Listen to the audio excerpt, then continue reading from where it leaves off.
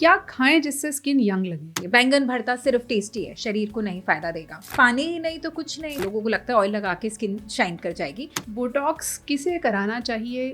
Who's the right candidate? क्या सही as है और क्या होता है बोटॉक्स से? बोटॉक्स एक कंपनी का नाम है। अगर आप देखेंगे आजकल लिप्स कितना कॉमन हो गया है कि लोग लिप्स पे अपनी शेप्स बदलते रहते हैं। आप अगर नोट करेंगे तो अब हमारे बॉलीवुड के अगर आप 5-6 स्टार्स लगा दें तो सबका फेस इक्वल है। 30+ फीमेल्स की शेल्फ में एक चीज और होती है, फेयरनेस क्रीम्स। तो बहुत मुश्किल है। ये पूछो बॉयज में भी बहुत होती है, सिर्फ लेडीज नहीं। हम लोगों का डाइट वाकई ही बहुत ज्यादा टेस्टी है मगर न्यूट्रिशन में कम है। उम्र 55 की, दिल बचपन का, यहाँ तक तो ठीक है, लेकिन स्किन हमेशा 16 की ही चाहिए। खास तौर पर बात महिलाओं की हो तो चाहे उम्र 20 हो या 25, दिखना हमेशा जवान है। इसके लिए एक बहुत बड़ी स्किन केयर इंडस्ट्री है, डॉक्टर्स अवेलेबल हैं, ट्रीटमेंट्स अवेलेबल हैं। लेकिन चुनौती फिर भी यही रहती है कि 25-30 साल की उम्र के बाद हमेशा जवान रहने का वो कौन सा फॉर्मूला है जिसे अपनाया जाए और जवान दिखा भी जाए। हम मेडिकली और साइंटिफिकली आज इस सवाल के जवाब के साथ आए हैं। हमारे साथ डॉक्टर दीपाली भारद्वाज हैं जो कि सेलिब्रिटी डर्मेटोलॉजिस्ट हैं और आपकी स्किन के हिसाब से आपको क्या सूट करता है इसे ध्यान में रखते हुए आज आपको ये बताएंगी कि 30 के बाद भी कैसे आप स्वीट 16 वाली स्किन रह सकती हैं। डॉक्टर दीपाली, सबसे पहले तो क्या ये पॉसिबल है that you have crossed 30 and you still look like 16?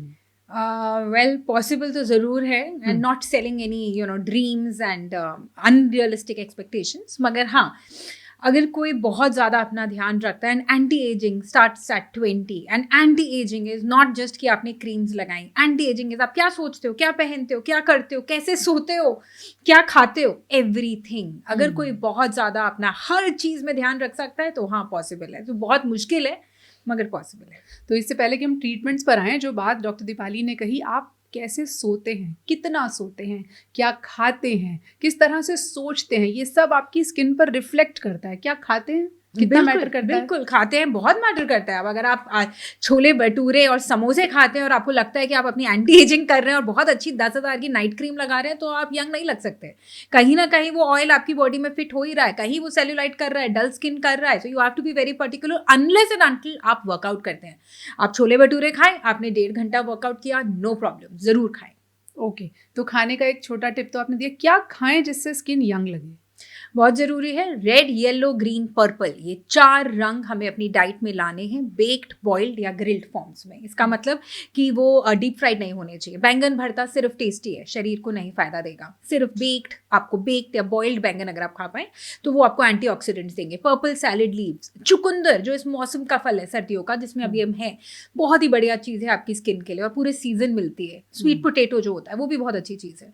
तो डाइट में आपने खाना जितना कम गैस पे चढ़ाया है, जितना आपने उसको हेल्दी बेक्ड या बॉइल्ड खाया है, ड्राई फ्रूट्स जब भूख लगे मुट्ठी भर भर के ड्राई फ्रूट्स खाइए। इन चीज़ों से आपकी स्किन भी अच्छी होगी, अंदर से हेल्थ भी अच्छी होगी। सर्दियों में हम हैं, लोग अक्सर पानी को इग्नोर करते हैं, वो कितना इंपॉर्टेंट है? सबसे ज़रूरी है। पानी ही नहीं तो कुछ नहीं। जैसे हमारे फ़ोन में वाईफाई नहीं, सिग्नल्स नहीं तो हम किसी को फ़ोन नहीं कर सकते। हमारी बॉडी को पानी सबसे ज़्यादा ज़रूरी चाहिए। अगर हमारी बॉडी में पानी होगा तभी न्यूट्रिशन ट्रैवल करेगा, तभी आपकी बॉडी में सारी एनर्जी रहेगी। एंड मैं एज ए रूल, समर्स हो या विंटर्स हो, 4 बजे से पहले अपना 3 लीटर पानी रोज़ाना पी लेती हूँ। तो ये एक रूल मैंने बनाया है और इसको मैं फॉलो करती हूँ और मैं कहूँगी आप भी करें। ओके, तो ये तो हुई कि हम खाने और पीने में किस तरह से अपनी स्किन को हेल्दी कर सकते हैं। फिर हम साइंटिफिक ट्रीटमेंट्स पे जाएंगे। नींद कितनी इंपॉर्टेंट है? बहुत ज़रूरी है। अगर आप 6-8 घंटे नहीं सो सकते, 6 से 8 एवरेजली है जो साइंटिफिकली प्रूवन है। बेस्ट स्लीप इज़ 8 आवर्स, मगर 6 से कम तो बुरी है। अगर आप 6 से 8 घंटे नहीं सो पा रहे हैं तो सिर्फ डार्क सर्कल्स नहीं, अंदर से आपके शरीर में अलग अलग बीमारियां बन सकती हैं। हार्ट अटैक वगैरह साइंटिफिकली प्रूवन है। दिमाग का स्लो होना, अल्जाइमर्स होना, मेमोरी लॉस होना, ये सब कुछ देखा गया है अगर आप कम सोते हैं। कम सोना न्यूट्रिशनल डेफिशिएंसी से भी लिंक हुआ है, specially magnesium and vitamin D and calcium and vitamin E, इनकी कमियों से भी, एंड B12, इन सब की कमियों से साइंटिफिकली प्रूवन है कि आपकी नींद खराब हो सकती है। ऑफ कोर्स स्ट्रेस और पोल्यूशन भी हमारी नींद को कम करते हैं। ओके, तो अगर आप कम सो रहे हैं, ये जब आप सोते हैं what goes on into your skin? क्या होता है जब आप सो रहे होते हैं? Sauna is like like it's like sleep sauna, I would say, like sleep spa, जो हम सब अपने घर पे खुद करते हैं और बहुत ज़रूरी है। जो आप रात को अपने चेहरे पे क्रीम लगा के सोते हैं, that cream is food for your skin. So जो भी आप लगाते हैं वो आप समझ लीजिए, जो आप पार्लर जाके ब्यूटी पार्लर में भी आजकल फेशियल्स देखिए 2000 से तो मिनिमम शुरू होते हैं, 2-3 हज़ार से जो हमारे व्यूअर्स कराते ही होंगे। उसकी जगह अगर आप रात को अपने चेहरे पे कुछ अच्छा सा लगा के अच्छे से 8 घंटे सोए ना, तो वो भी आपकी स्किन को रिजनरेट करेगा अच्छे से, अंदर से बाहर, बाहर से अंदर। इसके साथ ये भी सवाल आता है कि रात को क्या लगा के सोना चाहिए? हर स्किन को स्किन अनुसार कुछ लगाना चाहिए। अगर आपकी स्किन बहुत ड्राई है, जो मैं सबको कहती हूँ विंटर्स में, और आपकी एज 40+ है, तो हफ्ते में 1 या 2 दिन अगर आपको स्मेल से दिक्कत ना हो तो घी लगाएं, उससे अच्छा मॉइस्चराइजिंग कुछ नहीं है। आप अपने फेस पे डायरेक्ट ऑयल ना लगाएं। ऑयल हमारी स्किन में अब्जॉर्ब नहीं होता है, जो एक मिथ है, लोगों को लगता है ऑयल लगा के स्किन शाइन कर जाएगी। आपको ऑयल लगाना है तो ऑयल को आप मिक्स कर सकते हैं ड्राई स्किन के लोग, कोई भी मॉइस्चराइजर से इक्वल क्वांटिटी 1:1 का मिक्सचर बना के विंटर्स में आप लगाएं। रोजाना ऑयल ना लगाएं, हफ्ते में 2-3 दिन ऑयल, हफ्ते में 2 दिन घी, बाकी दिन नॉर्मल मॉइस्चराइजिंग क्रीम। अगर आपकी स्किन ऑयली है तो भी आपको एंटी एजिंग के लिए हाइड्रेशन की ज़रूरत है, तब आपको जेल बेस्ड क्रीम्स रात को लगानी चाहिए। अगर आपकी स्किन पे कोई पिगमेंटेशन है, या आप यंग लड़की हैं, आपकी मदर और फादर के फेस पे पिगमेंटेशन है और आप चाहते हैं कि आपको ना आए, तो आपको रात को अपनी स्किन अनुसार जेल या क्रीम फॉर्म में, जैसे कुछ kojic acids, mulberry acids, azelaic acid, इसकी क्रीम या सीरम या जेल लगाना चाहिए।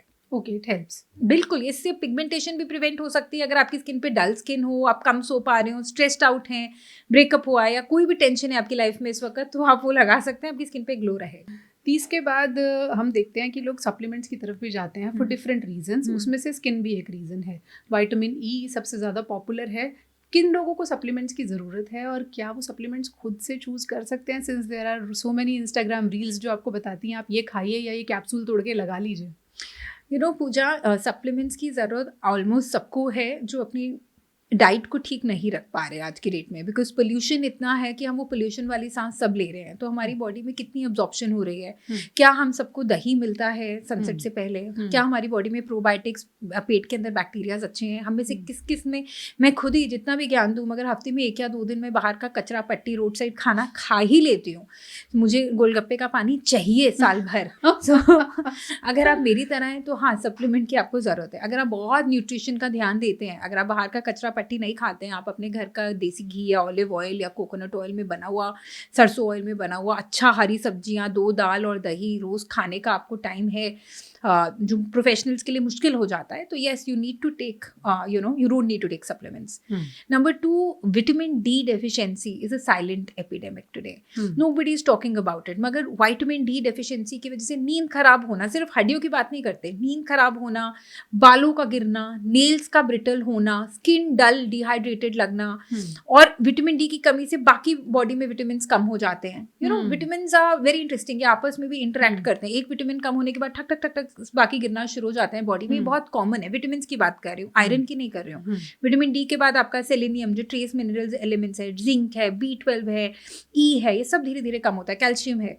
ठीक है, सो ये सब इंटरलिंक्ड हैं। दे आर लाइक जैसे कुछ ह्यूमंस होते हैं बहुत सोशल, तो हमारे विटामिन बहुत सोशल हैं, इसलिए प्लीज़ अपने विटामिन का ध्यान रखिए। सतरंगी खाना खाइए, बेक्ड बॉइल्ड ग्रिल्ड में खाइए। इतना नहीं खा पा रहे हैं तो कम से कम मैं जो करती हूँ, एक लाल सेब और पीला केला, 2 अलग रंग के फल एक टाइम पे खाने की कोशिश करिए, उससे आपको बहुत सारे विटामिन मिनरल्स एक साथ मिल जाएंगे। ओके, 30 साल की उम्र के बाद सप्लीमेंट्स की तरफ बहुत सारी महिलाएं जाती हैं। स्किन फ्रेंडली सप्लीमेंट्स, विटामिन कौन से होते हैं और क्या ओवर द काउंटर उन्हें लिया जा सकता है? पूजा, ये बहुत इंटरेस्टिंग चीज़ है और आपको बेफालतू बहुत ज़्यादा विटामिन नहीं खाने चाहिए अगर आपकी डाइट अच्छी है। मगर हाँ, एक इकलौता विटामिन जो कोई भी खा सकता है is the water soluble vitamin, जिसका मतलब हुआ B and C। सिर्फ ये 2 विटामिन हैं जो आपके यूरिन में मिल के बाहर निकल जाएंगे अगर आपकी बॉडी में एक्सेस है। रीज़न बीइंग, अगर कोई और विटामिन आप ज़्यादा खा लेते हैं तो वो एक्सेस हाइपर वाइटामिनोसिस भी कर सकता है, आपकी बॉडी में किडनी स्टोन्स भी दे सकता है, तो और आपकी बॉडी में किडनी स्टोन्स भी दे सकता है। तो बेफालतू बहुत ज़्यादा विटामिन ना खाएं, बिना ब्लड टेस्ट कराएं। अगर आपको कोई सिम्टम है, बाल गिर रहे हैं, आपके नेल्स टूट रहे हैं, नेल्स ब्रिटल हैं, डल स्किन है, आप कह रहे हो कि डॉक्टर मैं सब कुछ कर रही हूँ बट मेरी बॉडी पे पूरी बॉडी स्किन डल है या टैन होती जा रही है, काला पड़ता जा रहा हूँ, तो हाँ, आप अपने विटामिन चेक कराएं या विटामिन लें। अगर आपको खुद से लेना है तो B और C के सिवाय ना लें, और दोनों बड़े ईजी फॉर्म्स में आते हैं लेने के लिए। C के एफरवेसेंट टैबलेट्स आते हैं, आधे ग्लास पानी में डालो और वो बड़ी मस्त सी टेस्टी सी ड्रिंक बन जाती है। तो वो तो मैं सबको कहती हूँ, आप लो, सालाना लो, 15 दिन लो, 15 दिन छुट्टी करो। या आप आंवला का अगर डाइट में ला सकते हो कि मुट्ठी भर भर के आंवला रोज खाओ, है ना। And vitamin B specially vegetarians में बहुत ज़रूरी है, क्योंकि वेजिटेरियन फूड में कम पाया जाता है। ठीक है क्यों, और बहुत ज़रूरी इसीलिए है क्योंकि विटामिन बी हमारी बॉडी का न्यूरल नर्व्स को भी स्ट्रॉन्ग करता है, तो बहुत सारी बीमारियां उसकी बेसिस पे बन जाती हैं, जो पोल्यूशन में हमें ज़्यादा ध्यान देना चाहिए। ओके, विटामिन ई की सबसे ज़्यादा बात होती है स्किन के कॉन्टेक्स्ट में जी, क्या उसको ऐसे लेना चाहिए या नहीं पूजा, इनफैक्ट विटामिन ई की बात ज़्यादा मैंने ऑब्जर्व करी है फॉर मसल्स। विटामिन ई लोग फोड़ फोड़ के उसको लगा लेते हैं as a moisturiser, it's lovely because it's a fat vitamin, तो उसकी जो कैप्सूल है उसके अंदर जो ऑयल निकलता है is very good as a moisturiser. मगर विटामिन ई खाने से हमारी एपेटाइट बढ़ती है, वेट गेन होता है। अगर आपको कोई मसल पेन्स हैं, आप थक ज़्यादा जाते हैं, फटीक बहुत है, तो विटामिन ई ले सकते हैं। स्किन के लिए इज मेनली विटामिन सी, ई भी है क्योंकि वो अंदर से आपको एंटी एजिंग करेगा, मगर ई आप तब लें अगर आपको इसमें से कोई और सिम्टम है। अगर आप ड्राई फ्रूट खा पा रहे हैं तो आपको ई की ज़रूरत नहीं है। अगर आपको ई लेना है तो साल में 2 महीने लें at the age of 50 and onwards, उससे पहले ना लें क्योंकि फिर वो ये वेट गेन होगा तो फिर महिला डाइटिशियन के पास जाएगी। So it's a two edge sword, फालतू में हमें विटामिन इस तरह नहीं लेने चाहिए। ओके, अब एक केस स्टडी लेते हैं। 30+ कोई लेडी आपके पास आती है ख़राब स्किन के पास, पैची स्किन है, सेंसिटिव स्किन है, कलर भी डार्क हो गया है, तमाम तरह की क्रीम्स यूज़ कर चुकी है, कैसे आप उसे ट्रीट करेंगी? तो इट विल ऑल डिपेंड कि if she is married, not married, whether she has children, then to see the hormonal background, whether she's sexually active or not. Secondly patchy skin के लिए वही मेरा तो फेवरेट तकले कलाम sunscreen. सबसे पहले sunscreen मैं उसको एडवाइस करूँगी, कैसे लगाना है वो सिखाऊंगी, कितना लगाना है, कौन सा लगाना है। उसके बावजूद अगर स्किन बहुत पैची है तो हम सुबह पहले कुछ सीरम देना चाहेंगे, कैसी भी उनकी स्किन हो, ड्राई ऑयली से मुझे नहीं फ़र्क पड़ेगा। पहले सुबह कोई सीरम, उसके ऊपर सनस्क्रीन। जो सुबह का सीरम होगा, अगर उन्हें ओपन पोर्स है तो नियासिनामाइड बेस पसंद करती हूँ मैं, वरना उनको कोई विटामिन सी या एंटीऑक्सीडेंट सीरम। रात को मैं उनको कुछ कोजिक एसिड क्रीम या जेल देना चाहूँगी, gel for oily skin and cream for dry skin of course. उसके ऊपर के लिए जहाँ पे पैचेस हैं सिर्फ वहाँ पे मैं टारगेटेड करूँगी कोई ना कोई स्किन लाइटनिंग क्रीम, जो सिर्फ वहीं लगाना होगा, पूरे फेस पे नहीं लगाना होगा। साथ में इन्हें डाइट समझाऊंगी, पानी पीने की आदत डलवाऊंगी और कहूँगी कि रोकूंगी कि बेफालतू ट्रीटमेंट्स ना करें, क्योंकि होता क्या है कि अगर आप कोई भी ट्रीटमेंट करते हैं पूरे फेस के लिए तो पैची जो नेस है वो कम लाइट होगी, बाकी की स्किन और लाइट होगी, तो पैचीनेस रहेगी। तो सिर्फ जहाँ पे पिगमेंटेशन, उससे आपका कॉस्ट भी घट जाएगा। तो आप किसी डर्मेटोलॉजिस्ट पे जाके सिर्फ उतने से एरिया के लिए स्पेसिफाइड लोकलाइज केमिकल पील या मेडिकल फेशियल ले सकते हैं, तो आपको कॉस्ट भी कम है और रिजल्ट जल्दी आएगा। ओके, 30+ फीमेल्स की शेल्फ में एक चीज़ और होती है, फेयरनेस क्रीम्स। वो कैसे काम करती है? ये पूजा बॉयज़ में भी बहुत होती है, सिर्फ लेडीज़ नहीं। Fairness is a very big thing in Indian market and unfortunately और फॉर्चुनेटली कोई क्रीम आपको फेयरनेस नहीं देगी। तो वो स्किन लाइटनिंग, ब्लीचिंग, जो भी क्रीम्स हैं वो कंपनी को आप अमीर करते जाएंगे और वो आपको बंद कर देना चाहिए। हमें अपनी स्किन को अमीर करने के लिए आप डाइट में अगर एक सिंपल चीज़ ले आए, which is turmeric, which is anti inflammatory, anti oxidant, अच्छी वाली वो जो होती है ना, जो मम्मी कहती है जो रूट्स वाली है ना, वो हल्दी लाएं जिसके अंदर जो ऑर्गेनिक टर्मरिक होती है, मतलब कच्ची हल्दी है, तो उसको अगर आप लेके आते हैं ना डाइट में तो वो हमें बहुत हेल्प करती है, ठीक है, स्किन को लाइटन करने में। मगर उसको भी लेने की कला होती है, उसको दूध में या पानी में लास्ट थिंग आप ले सकते हैं रात को या सुबह सुबह, ठीक है। तो वो आपकी स्किन का कलर ठीक करेगी। कोई भी अच्छा डॉक्टर जो आपके कान के पीछे यहाँ का जो कलर है ना, वो आपको कोई भी डर्मेटोलॉजिस्ट दे सकता है। आप सपने ना देखें कि भाई मेरे पास तो आज लाख रुपए हैं, मैं जाऊँगा एक डॉक्टर का मैंने सुना है और मैं लाख रुपए खर्च के ऐसी क्रीम्स ले आऊँगा कि मैं गोरा हो जाऊँ, ऐश्वर्या राय जितना गोरा हो जाऊँ, ठीक है। ऐसा होता है, हमारे पास आते हैं ऐसे मरीज फोटोग्राफ्स के साथ। यस, ये स्किन टोन, हाँ, ये it's becoming more common unfortunately with this Instagram reels. मगर वो ये नहीं समझते हैं कि जो आपका कान के पीछे का रंग है ना, ये आपका जेनेटिक कलर है। ये कोई भी अच्छा डॉक्टर आपको विटामिन, क्रीम्स, शायद इंजेक्शन ग्लूटाथियोन की कॉम्बिनेशन कॉकटेल ट्रीटमेंट्स के साथ दे सकता है, मगर इससे ज़्यादा गोरा आपको कोई नहीं कर सकता। ओके, तो फिर जो इंडियंस ये सपना देख रहे हैं कि वो कोरियन स्किन जैसे हो जाएंगे, उनके सपने के बारे में आप कुछ बताएं।